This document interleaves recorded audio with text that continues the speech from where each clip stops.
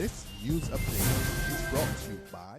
Got kids? Then you need video on demand from Flow, with hours of entertaining shows and movies for boys and girls of all ages. There's always something to watch. Simply press the VOD button on your Flow remote. This is how we do TV. This is how we Flow. It's Tuesday, February the 2nd, 2016, and this is your Barbados Today morning news update. I'm Emmanuel Joseph. Thanks for joining us. In our top story, the Caribbean Court of Justice, CCJ, has once again criticized the workings of the Barbados judicial system. In the latest condemnation, the regional court took this country to task over its continued suspension of that section of the Barbados Evidence Act, which provides for audio and video recording of police interviews of suspects. The CCJ's criticism came during the handing down Monday of its judgment in a case where the 5-member panel of judges unanimously upheld the sexual assault conviction of 67-year-old Barbadian Clarence Seeley. Seeley had appealed against his May 2011 conviction of indecent assault on a 6-year-old girl. The Trinidad and Tobago-based regional court dismissed the appeal and affirmed his sentence of 5 years imprisonment. It was noted that electronic recording provides the most reliable means of ascertaining the validity of confessions, and had this technology been used in the instant case, many of the contentious issues discussed in the hearing would not have arisen. Immoral, wild, and absurd were some of the fighting words used yesterday morning by Minister of Tourism and International Transport, Richard Seeley, to describe the approach of this island's largest public sector trade union in its pay dispute with the Grantley Adams International Airport, Inc. Seeley slammed the National Union of Public Workers for failing to respond to a letter sent to it by the management of the company last Thursday, but staging a strike the following day. Even if you have a grouse, there is a way to do things. And I must say, it is very disappointing that you will ignore letters, correspondence that you requested, ignore it, and jump straight to protest action. You know, that kind of thing is beyond reprehensible. And even though people like Frank Walker, Bobby Morris, Joe Goddard, Dennis Clark were very hard-nosed negotiators. People in here would tell you having to deal with LaVere Richards and all the muscular language and so on. But you would never find this kind of wild approach, jumping to protest action without going through accepted processes, particularly when your claims are not matching with the facts. When contacted yesterday evening, President of the NUPW, Akani McDowell, hit back at the minister, telling Barbados Today that Seeley's description of the union's approach was disgusting, distasteful, and out of place. He added that the minister ought to have taken his own advice and seek a meeting with the union in order to get the true picture, because he had been grossly misled.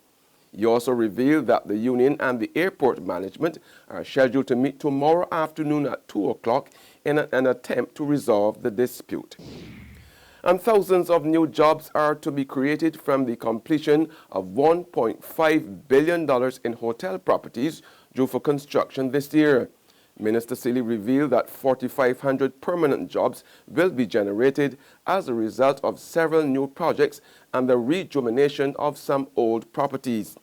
He said he expected 2016 to be significantly enhanced by the opening of the 138-room all-inclusive Sugar Bay Hotel, formerly Amaryllis Beach Resort, which went through a $10 million refurbishment, as well as the Sands, formerly Sandy Bay, which was purchased by a group led by Peter Odell, the owner of Mango Bay Hotel.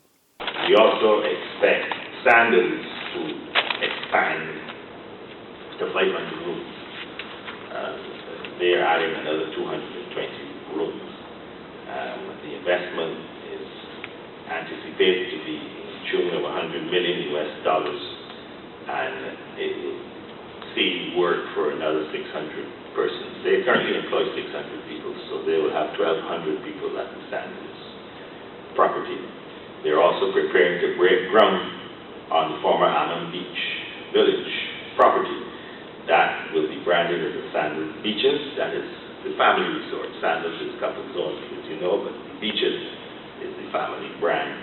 And we expect about $200 million to be spent there and 1,000 people to seek employment. Minister of Education Ronald Jones is urging students at tertiary institutions to cover their buttocks. Speaking yesterday during the presentation of library equipment to the Samuel Jackman Prescott Polytechnic under the Skills for Future program, Jones voiced his dissatisfaction with students who wear their trousers in the manner that exposes their bottoms.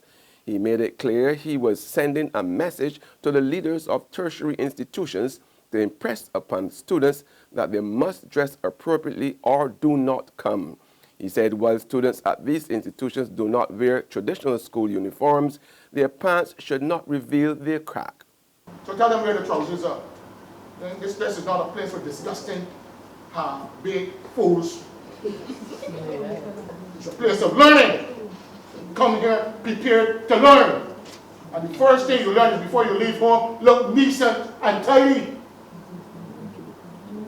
Scrub your teeth. Have a bath. Smell good, look good, feel good, and learn well. Excellent.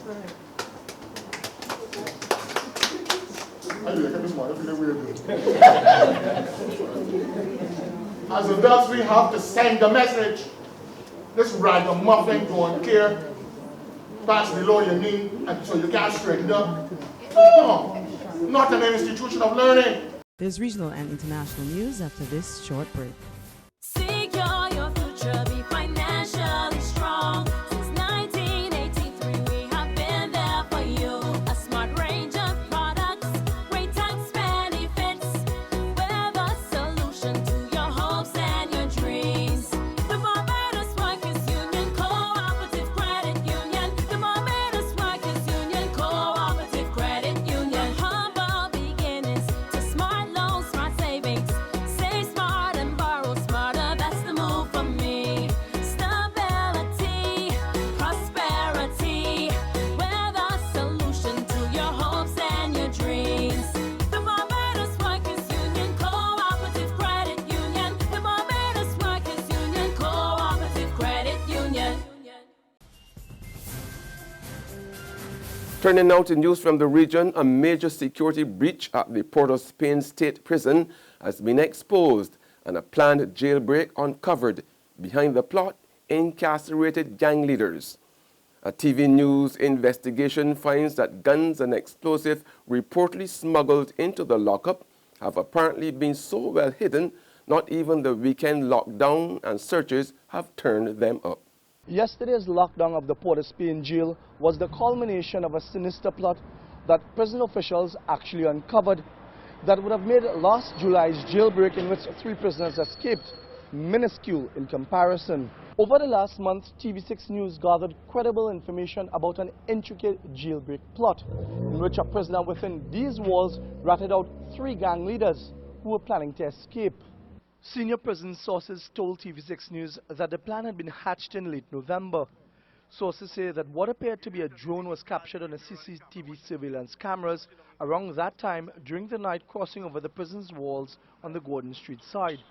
But because of poor visibility in that area, they were unable to ascertain exactly what the object was. Officials believed this happened over a duration of 3 weeks, in which 6 disassembled firearms, close to 100 rounds of ammunition, cell phones and marijuana were smuggled into the prison. Under the big story on the international scene, the outspoken Republican presidential hopeful Donald Trump, who had been leading in all major public opinion polls during the past month, last night lost the first stage to becoming the president of the United States. Trump was beaten by fellow Republican Ted Cruz in the Iowa caucuses by over 5,000 votes. In a speech afterwards, Trump took his loss like a man, but said he will now be looking to victory in New Hampshire caucuses. And I want to congratulate Ted, and I want to congratulate all of the incredible candidates, including Mike Huckabee, who's become a really good friend of mine. So congratulations to everybody. On the Democratic side, Hillary Clinton and Bernie Sanders were in a virtual tie for Iowa caucuses up to news time. And on that note, we end our Barbados Today morning news update. However, you can join us again this afternoon. Until then, remember to log on to www.barbadostoday.bb, subscribe to our e-paper email updates, or like us on Facebook. You can also catch us on Izumi Media in bus terminals or screenplay at supermarkets and gas stations near you. You can also tune into Channel 101 on Flow TV and Mix 96.9 FM to get all the latest news and sports. I'm Emmanuel Joseph. Have a fantastic day.